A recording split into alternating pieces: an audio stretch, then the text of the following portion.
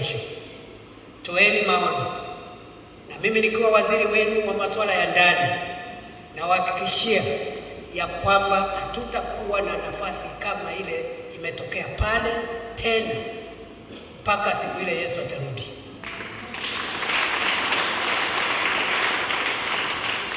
Na vile tumekaa ngumu kushughulikia wale wamejificha kwa Uislamu, hata wale wamejificha kwa dini zingine tutawatoa pale, ndio wasiweke kanisa matope.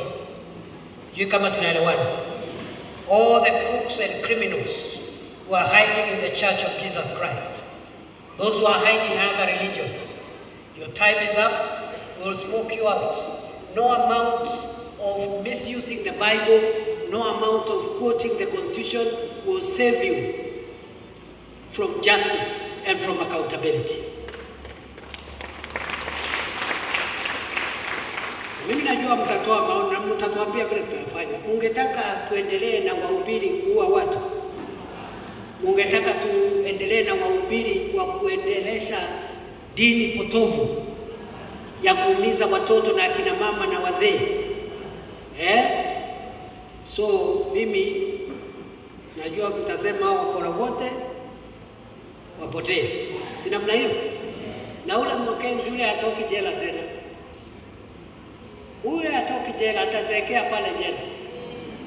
Na tunaomba Mungu amweke miaka mingi ndio aone Kenya ambayo itakuwa Kenya salama, ambayo itakuwa na hii maneno yake ya upumbavu. Sijui kama tunaelewana. Lakini jela hatoki.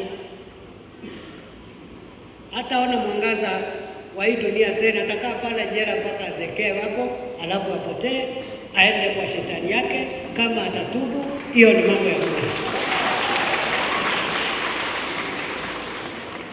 Hata mahakama ikimwachilia, tutamrudisha pale.